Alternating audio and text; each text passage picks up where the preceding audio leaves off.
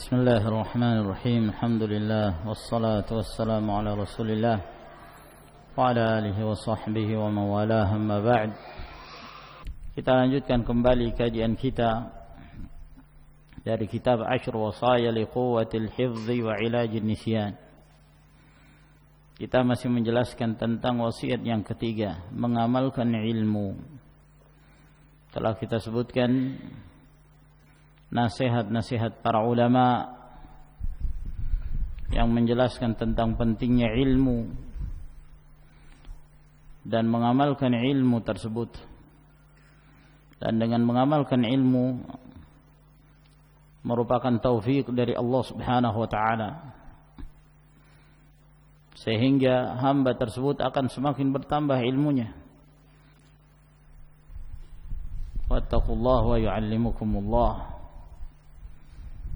Dan telah kita sebutkan pula hadis Abu Barzah Al-Aslami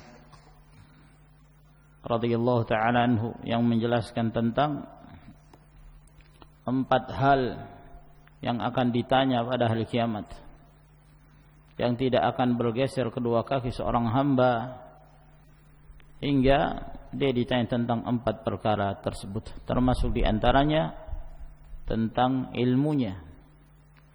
Apakah dia mengamalkannya? Apakah dia mengamalkan karena Allah Subhanahu wa ta'ala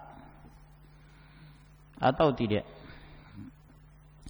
Lalu berkata al-muallif hafizahullah ta'ala, wa ma ajmala an tantafi'a bi'ilmika awwalan wa yantafi'a bika al-muslimun. Dan alangkah indahnya engkau mengambil manfaat dari ilmumu terlebih dahulu, lalu kemudian dimanfaatkan oleh kaum muslimin. Yani sebelum engkau mengajarkan kepada yang lain, perhatikan diri sendiri. Hiasi ilmu yang telah dimiliki tersebut dengan amalan. Karrawdatil khasibatil muthmirah. Kedudukannya seperti kebun yang lebat, yang subur, yang berbuah. Maka begitulah permisalan orang-orang yang memiliki ilmu lalu kemudian dia mengamalkan ilmunya. Wa bihadza daraba bika an-nabiy sallallahu alaihi wa alihi wasallam al-mathala fima sahha anhu min hadits Abi Musa al-Asy'ari radhiyallahu anhu qala. Dan dengan hal inilah Nabi sallallahu alaihi wa alihi wasallam memberikan perumpamaan kepadamu, sebagaimana yang telah sahih dari beliau dari hadis Abu Musa al-Asy'ari radhiyallahu taala anhu, beliau berkata, qala Rasulullah sallallahu alaihi wa alihi wasallam, telah bersabda Rasulullah sallallahu alaihi wa alihi wasallam, inna mathala ma ba'athani Allah bihi minal huda wal ilm kamathali ghaithin asaba arda. Sesungguhnya perumpamaan apa yang Allah Subhanahu wa taala telah mengutus aku dengannya berupa hidayah dan ilmu. Jadi apa yang dibawa oleh Rasul sallallahu alaihi wasallam itulah hidayah. Dan apa yang dibawa oleh Rasulullah sallallahu alaihi wasallam itulah ilmu, al-ilmu nafi', ilmu yang bermanfaat. Permisalannya seperti hujan yang turun di sebuah daerah, yang turun di sebidang tanah. Fakanat minha ta'ifatun tayyibah, maka di sebidang tanah tersebut ada satu petak, ada satu bagian tanah yang tanah itu baik, tanah itu gembur, subur. Qabilatil ma, dia mampu menampung air tersebut sehingga air itu meresap bersatu dengan tanah tersebut. Fa ambatatil kala wal ushbal katsir, lalu kemudian menumbuhkan tumbuh-tumbuhan dan rerumputan yang banyak sehingga tanah itu menjadi hijau, tanah yang subur. Wa kana minha ajadibu amsakatil ma. Nah, di antara sebidang tanah yang bagus tersebut ada pula tanah yang keras namun tetap memberi manfaat. tanah yang keras ini. Amsakatil ma, sehingga dia mampu menampung air, sehingga berbentuklah dia seperti kolam. Sehingga orang-orang tentu mengambil manfaat. Sebidang tanah yang mampu menyerap air bermanfaat. Sehingga tumbuh-tumbuhan, apa yang dilempar dari biji-bijian tumbuh. Lempar biji nangka, tumbuh nangka. Lempar biji mangga, tumbuh mangga. Apapun yang ditanam dari benih dan bibit, maka memberi manfaat. Nah, sehingga dimanfaatkan oleh manusia. Di antara sebidang tanah itu ada tanah yang keras, tapi dia juga bermanfaat, menampung air. Fanafa'allahu bihan nas, sehingga Allah Subhanahu wa taala memberi manfaat dari sebidang tanah itu kepada manusia. Fasharibu minha wa saqaw wa ra'au, maka mereka pun minum dari air tersebut dan mereka memberi minum, yakni memberikan perairan kepada tanaman-tanaman dan tumbuhan mereka, dan demikian pula mereka memberi minum kepada ternak-ternak mereka. Bermanfaat. Ini satu taifah, satu bidang tanah yang bermanfaat. Wa asaba taifatan ukhra, dan hujan itu turun ke sebidang tanah yang lainnya. Innama hiya qi'anun la tumsiku ma'a wa la tumbitu kala'a. Yang sebidang tanah itu hanya qi'an. Qi'an ini dijelaskan sifatnya oleh Nabi sallallahu alaihi wasallam, bahwa tanah qi'an itu adalah la tumsiku ma'a, yang tidak bisa menampung air. Ada air langsung meresap. Wala tumbitu kala'a, ketika dia meresap juga tidak menumbuhkan tumbuh-tumbuhan. Jadi tidak memberi manfaat sama sekali. Mau dimanfaatkan untuk apa? Ada air hujan turun, airnya langsung meresap, dan juga tidak memberikan perubahan kepada tanah tersebut untuk menjadi gembur dan subur. Tidak menyuburkan. Tidak ada tumbuh-tumbuhan yang tumbuh, sehingga tidak bisa diambil manfaatnya. Tidak ada penampungan air. Qi'an la tumsiku ma'a wa la tumbitu kala. Tidak menahan air sehingga membentuk jadi kolam, dan tidak pula menumbuhkan tumbuh-tumbuhan sehingga menggemburkan dan menyuburkan tanah tersebut. Lihat permisalan yang disebutkan oleh Nabi sallallahu alaihi wa ala alihi wasallam ini.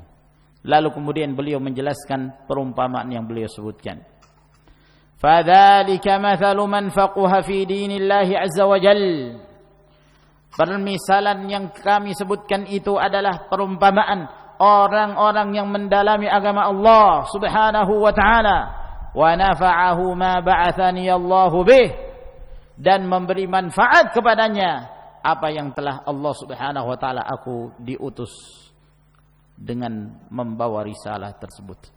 Maka itu memberi manfaat. Dia mempelajari agama Allah. Ketika dia mempelajari agama Allah Subhanahu wa taala fa'alimah, maka dia pun menjadi orang yang berilmu, wa 'allamah, dan dia mengajarkan ilmu itu kepada yang lainnya. Jadi bermanfaat untuk dirinya, dan dia juga memberi manfaat kepada orang lain. Nah, ini permisalan yang pertama yang disebutkan oleh Nabi sallallahu alaihi wasallam. Tanah yang subur menumbuhkan tumbuh-tumbuhan, dimanfaatkan oleh manusia, oleh ternak-ternak. Demikian pula di antara tanah itu ada yang menampung air, sehingga juga dimanfaatkan oleh manusia, hewan-hewan, demikian pula tumbuh-tumbuhan, memberi manfaat. Dia berilmu, kemudian dia mengajarkan ilmunya. Maka di sini akhwan penting, ya, yang menjadi tanbih yang disebutkan oleh Nabi sallallahu alaihi wasallam di sini. Fa'alima wa 'allama, dia berilmu dan dia mengajarkan ilmunya. Maka ini peringatan bagi orang-orang yang mengajarkan sesuatu tanpa ilmu. Karena mengajarkan sesuatu tanpa ilmu, faqidu syai' la yu'tih. Dia tidak memiliki sesuatu, tidak mungkin dia berikan kepada orang lain. Dia tidak punya ilmu, bagaimana mungkin dia bisa mengajarkan ilmu kepada yang lainnya? Tentu dia akan menyesatkan umat. Dia sendiri telah tersesat, maka bagaimana mungkin dia memberi hidayah kepada orang lain? Maka dia harus berilmu terlebih dahulu.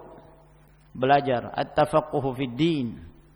Setelah dia belajar memiliki ilmu yang mumpuni untuk ditransfer kepada yang lainnya, setelah itu dia ajarkan ilmunya kepada yang lain sesuai dengan kemampuannya. Khairukum man ta'allama al-Qur'ana wa 'allama. Wa mathalu man lam yarfa' bidzalika ra'sa, dan perumpamaan orang-orang yang tidak peduli, tidak mau belajar agama, tidak mengangkat kepalanya, dalam artian dia tidak memperhatikan ayat-ayat Allah, tidak memperhatikan hadis-hadis Rasul sallallahu alaihi wa alihi wasallam, wa lam yaqbal hudallah alladhi ursiltu bihi, dan dia tidak menerima petunjuk dari Allah yang aku diutus dengannya. Disampaikan kepadanya wahyu dari Allah, dari Nabi sallallahu alaihi wasallam, lam yarfa' bidzalika ra'san. Dia tidak mengangkat kepalanya sedikit pun. Begitulah keadaan orang-orang yang tidak memperhatikan agama Allah Subhanahu wa ta'ala, tidak mau menerima sunnah Rasul sallallahu alaihi wa alihi wasallam. Keadaannya seperti tanah qiy'an yang tidak bisa menahan air dan juga tidak memberi manfaat kepada dirinya sendiri, tidak menyuburkan, tidak menumbuhkan tumbuh-tumbuhan, tidak ada faedah. Naam. La haula wala quwata illa billah. Akhrajahu al-Bukhari wa Muslim. Hadis ini diriwayatkan oleh Bukhari dan Muslim. Fahadha huwa halun nasi ma'al ilm. Demikianlah keadaan manusia bersama dengan ilmu. Minhum man 'alima wa intafa'a wa 'allama ghairahu. Di antara mereka ada yang berilmu dan memberi manfaat, dan dia ajarkan kepada yang lainnya. Wa hadha huwa ar-rabihul mubarak. Maka orang yang seperti inilah yang beruntung, yang berkah dari apa yang dia miliki dari ilmu. Ilmunya sangat bermanfaat bagi dirinya dan bagi orang lain. Nah, adapun mereka-mereka yang berdakwah tanpa disertai dengan ilmu, ya, hanya pandai berorasi, pandai berkhutbah, maka itu fitnah dan itu kesesatan. Naam, dan tidak akan mendatangkan keberuntungan. Apa yang diajarkan kepada yang lain? Apa yang akan diajarkan? Dia sendiri tidak punya ilmu. Seharusnya dia belajar terlebih dahulu, belajar tauhid, belajar ahkamus syara', tafaqquh di dalam agama Allah Subhanahu wa taala. Naam, kemudian setelah itu diajarkan kepada yang lain. Inilah yang bermanfaat dan inilah yang dimaksud oleh Nabi sallallahu alaihi wasallam. Fa'alima wa 'allam. Ini sangat penting sekali kalimat ini. Fa'alima wa 'allam, dia berilmu dan dia mengajarkan ilmunya. Menunjukkan bahwa seorang ketika dia hendak mengajar, dia harus berilmu terlebih dahulu. Nah, tahapan di dalam berislam, al-ilmu, thumma al-amal, thumma da'wah, mendakwahkan kepada yang lain. Wa minhum man nafa'a wa lam yantafi' aw lam yanfa' wa lam yantafi' wa kilahuma madhmum. Nah, dan di antara mereka ada yang memberi manfaat namun dia tidak mengambil manfaat. Dia bisa memberi manfaat kepada orang lain tapi dirinya dia tidak mengambil manfaat darinya. Ini orang-orang yang punya ilmu tapi dia tidak mengamalkan ilmunya. Dia memerintahkan kepada manusia untuk mengamalkan kebaikan namun dia lupa terhadap dirinya sendiri. Atamuruna an-nasa bil birri wa tansawna anfusakum wa antum tatluna al-kitab afala ta'qilun. Kalian memerintahkan manusia kebaikan, kalian lupa diri kalian. Kalian mengajak manusia untuk mengerjakan kebajikan, ketakwaan. Kalian sendiri tidak bertakwa kepada Allah Subhanahu wa taala. Kabura maqtan 'inda Allah an taqulu ma la taf'alun. Sangat besar kemurkaan Allah Subhanahu wa taala ketika kalian mengucapkan sesuatu yang kalian sendiri tidak melakukannya. Aw lam yanfa' wa lam yantafi', atau dia tidak memberi manfaat kepada yang lain, dia juga tidak mendapatkan manfaat. Ini yang tercela. Wa kilahuma madhmum. Kedua-duanya tercela. Kedua-duanya tercela. Oleh karena itu, ma'asyiral ikhwah rahimakumullah, ketika kita telah mengetahui sesuatu itu wajib, maka wajib bagi kita untuk mengamalkannya. Wajib. Jangan ditinggalkan. Apabila dia meninggalkan, meskipun dia memerintahkan kebaikan kepada yang lain, maka akan menjadi hujjah yang akan menyengsarakan dia, mencelakakan dia. Ada sebagian mengatakan, ya sudah kalau begitu saya enggak mau mengajarkan kebaikan kepada orang. Saya sendiri belum mengamalkan, ya. Saya tidak mungkin mau mengajak orang kebaikan sementara saya belum mengamalkan. Apakah benar demikian? Ma'asyiral ikhwah rahimakumullah, di sini ada dua keadaan. Ada orang dia mengetahui bahwa itu wajib. Nah, dia mengetahui bahwa itu wajib. Dan dia mendakwahkan kepada yang lain agar kemudian mereka menegakkan kewajiban itu. Tapi dia tidak melakukan. Ini keadaan pertama. Keadaan yang kedua, seseorang dia mengetahui sesuatu itu wajib, tapi dia tidak melakukannya dan dia tidak mengajak orang lain untuk melakukan kebajikan itu. Jelas kedua-duanya tercela. Namun mana yang lebih parah, yang pertama ataukah yang kedua? Jawaban yang kedua yang lebih parah, karena dia melakukan pelanggaran yang berlipat-lipat. Ya, dia sudah mengetahui itu kebenaran, dia sudah mengetahui itu kewajiban, dia tidak mengamalkan. Ini adalah kekeliruan, kesalahan. Tambah lagi kesalahan itu ketika dia tidak mengajak orang lain untuk melakukan kewajiban tersebut, padahal dia mengetahui. Maka dia melakukan dua kesalahan. Nah, adapun yang pertama, dia mengetahui bahwa itu wajib, tapi dia tidak mengamalkan, namun dia mengajak orang lain untuk melakukannya. Dia mengajarkan kepada yang lain bahwa ini wajib, kalian harus melakukannya, tapi dia sendiri tidak mengerjakan. Nah, maka ketika dia tidak mengerjakan, dia salah dalam hal ini. Namun ketika dia mengajak orang lain kepada kebajikan, itu adalah kebaikan. Mendakwahkan kebaikan pada orang lain adalah kebaikan. Namun kesalahannya ketika dia tidak mengamalkan. Di sini letak kesalahan. Allah Subhanahu wa taala yang Allah sebutkan di dalam ayat yang kita sebutkan tadi, ya ta'muruna an-nasa bil birri wa tansawna anfusakum. Kalian memerintahkan manusia kepada kebaikan, kalian lupa diri kalian sendiri. Ini celaan terhadap model yang pertama, yang dia mengajak kebaikan pada orang lain tapi dia tidak mengamalkan kebaikan itu. Nah, ini celaan. Lebih tercela lagi orang yang tidak mengamalkan kebaikan itu dan tidak mengajak manusia kepada kebaikan. Ya, yang mengajak saja sudah tercela. Dan disebutkan oleh Allah Subhanahu wa taala tentang kebesaran murka Allah kepadanya. Sangat besar. Kabura maqtan indallah. Lalu bagaimana dengan orang-orang dia sudah tidak mengajak kebaikan pada orang lain dan dia tidak mengamalkannya. Wal jihatu tsaniyah, arah yang kedua, yakni pentingnya seorang mengamalkan ilmu. Amaluka bima ta'lam yuthabbitu hifdha ma 'alimtah. Ketika kamu mengamalkan apa yang telah kamu ilmui, itu akan menguatkan hafalan yang kamu ketahui. Ngobrol, iya. Pisah. Berpisah. Jangan dekatan. Nah,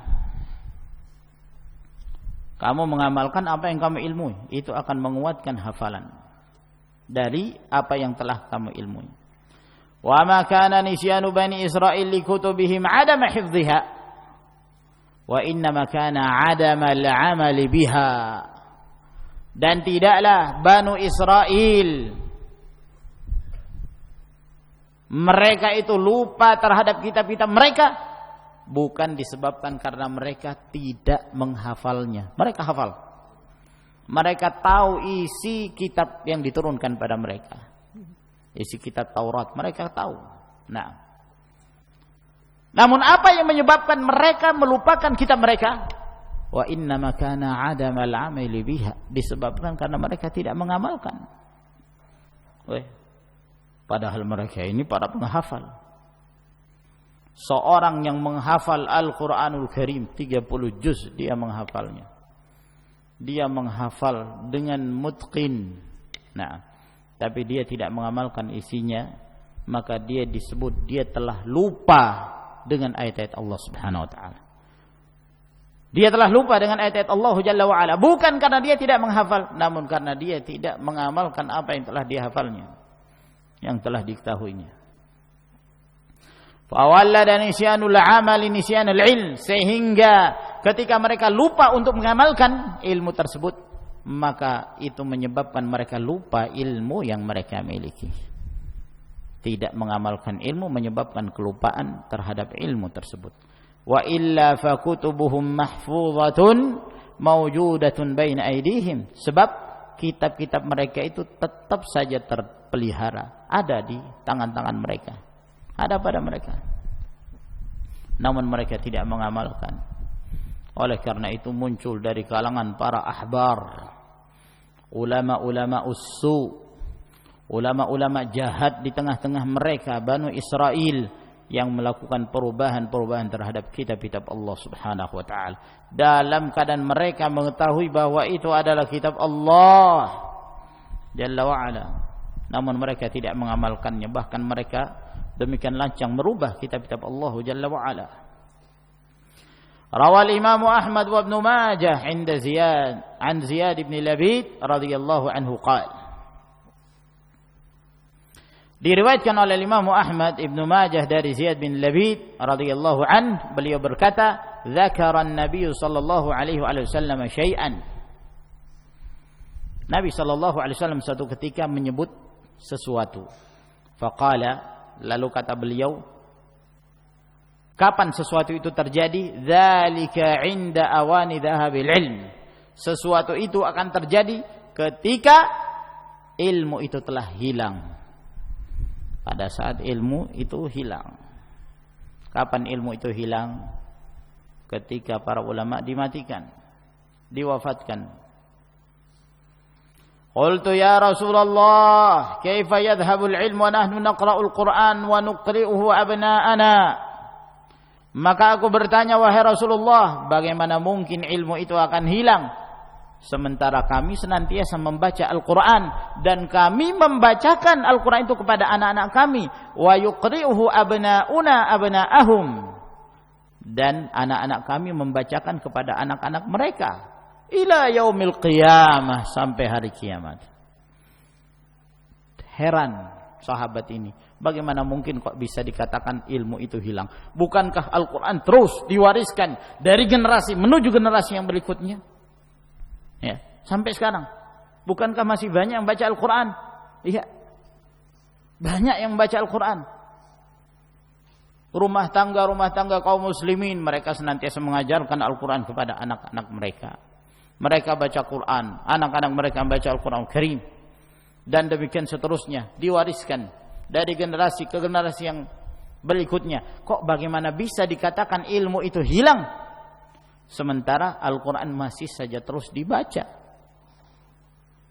Nah, maka Nabi sallallahu alaihi wasallam menjelaskan apa yang menyebabkan hilangnya ilmu, apa yang menyebabkan dhahabul ilm. Kata beliau, thaqilatka ummuka ya Ziyad, thaqilatka ummuka ya Ziyad, engkau kehilangan ibumu wahai Ziyad. Ini adalah kalimat teguran, ya. Kalimat teguran, thaqilatka ummuka ya Ziyad. Ya, seakan-akan Nabi mengatakan tidak demikian wahai Ziyad. Ini engkau keliru dalam memahami. In kuntu la araka min afqahi rajulin fil Madinah. Sesungguhnya aku menganggap bahwa engkau adalah orang yang paling faqih di kota Madinah ini. Awalaysa hadhihi al-yahud wan nasara yaqra'una at-Taurat wal Injil? Bukankah kaum Yahudi dan Nasara mereka senantiasa membaca kitab Taurat dan Injil? La ya'maluna bi syai'in mimma fihima. Mereka tidak mengamalkan sedikit pun dari apa yang terdapat di dalam kitab Taurat dan Injil itu. Ya. Padahal mereka rajin membaca, tapi mereka tidak mengamalkan. La haula wala quwata illa billah. Ini musibah ma'asyiral ikhwah rahimakumullah. Dalam hal bacaan Al-Quran, Masya Allah, kaum muslimin berlomba-lomba mengindahkan suaranya, membaguskan cara membaca Al-Quranul Karim. Namun mereka hanya memperhatikan masalah tata cara membaca, sibuknya masalah tajwid. Kita tidak merendahkan hukum tajwid. Mempelajari Al-Quran, membaca Al-Quranul Karim sebagaimana diturunkan, yaitu dengan tajwid yang benar, yang tidak berlebih-lebihan, itu adalah satu hal yang bagus, tidak mengapa. Silahkan membaca Al-Quranul Karim dengan tajwid, dengan makharij dan sifatul huruf.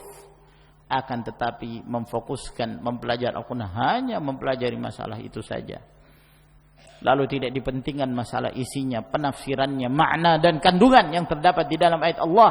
Padahal dengan itulah tujuan diturunkannya Al-Quran, dalam rangka untuk mentadabburinya, liyadabbaru ayatihi waliyatadzakkara ulul albab, agar mereka mentadabburi ayat-ayat Allah Subhanahu wa taala. Afala yatadabbaruna al-Quran am ala qulubin aqfaluha? Apakah mereka tidak mentadabburi Al-Quran, ataukah hati-hati mereka telah terkunci? Ataukah hati mereka telah terkunci? Waliyadzubillah. Nah, orang-orang yang tidak mentadabburi makna dan kandungan Al-Quran Karim, dikhawatirkan hati itu akan terkunci. Jika hati itu terkunci, ya ikhwan, nasihat tidak akan memberi manfaat kepada orang yang memiliki hati yang telah tertutup itu. Nah, maka Al-Quran seharusnya menjadi hudan, menjadi pembimbing bagi manusia kepada jalan yang lurus. Ya. Di dalam Al-Quranul Karim perintah untuk bertauhid. Di dalam Al-Quranul Karim celaan terhadap para penyembah kuburan, dan itu adalah merupakan awal kesyirikan. Di dalam Al-Quranul Karim perintah untuk para wanita agar mereka berhijab, mereka berjilbab, menutup seluruh tubuh mereka, sebab tubuh para wanita itu aurat. Di dalam Al-Quranul Karim perintah untuk mengikuti Rasulullah sallallahu alaihi wasallam. Nah, sangat banyak di dalam Al-Quran hukum-hukum yang disebutkan oleh Allah Subhanahu wa taala yang ditinggalkan oleh sekian banyak kaum muslimin. Nah, inilah yang dikhawatirkan oleh Nabi sallallahu alaihi wasallam. Apabila terjadi hal yang seperti ini, hilangnya ilmu, sehingga kejahilan itu semakin nampak, dan itu merupakan tanda-tanda kehancuran, tanda-tanda semakin dekatnya hari kiamat. Min asyratis sa'ah ay yaqilla al-'ilm wa yadhhara al-jahl. Nah, di antara tanda-tanda hari kiamat, ilmu semakin berkurang, kejahilan semakin nampak. Dalam riwayat yang lain, wa yathbutul jahl, dan kejahilan itu menetap. Ya. Semakin kokoh, semakin banyak orang yang jahil, bukan semakin sedikit orang baca Quran. Karena orang baca Quran banyak, tapi yang mengamalkannya, yang mentadabburinya, yang mempelajarinya sangat sedikit di antara mereka yang mau mempelajari, kecuali orang-orang dirahmati Allah tabaraka wa taala. Baik ya ikhwan, sampai di sini insyaallah yang kita bacakan, kita lanjutkan di pertemuan yang berikutnya. Akhiru da'wana alhamdulillahi rabbil alamin. Tafaddalu hafizakumullah.